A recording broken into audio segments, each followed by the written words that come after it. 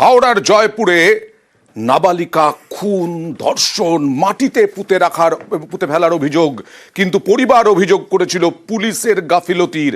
Case diary তলব করলো high court. পুলিশের নিষ্ক্রিয়তার অভিযোগে হাইকোর্টে যায় পরিবার। কথা বলবো প্রতিনিধি অর্ণবের সঙ্গে। অর্ণব,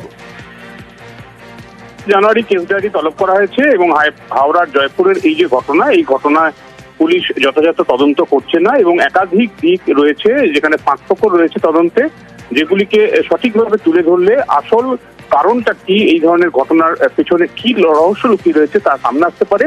পুলিশের নিষ্ক্রিয়তার অভিযোগে পরিবার দ্বারস্থ হয় এবং যেহেতু মামলা ইতিমধ্যেই পুলিশ রুজু করেছে হাওড়ার এই জয়পুর থানার ঘটনায়, সেক্ষেত্রে কেস ডায়েরি দেখার পরই হাইকোর্ট পরবর্তী তার সিদ্ধান্ত বা পর্যবেক্ষণ রাখবে, এমনটাই জানিয়েছেন বিচারপতি তীর্থঙ্কর ঘোষ।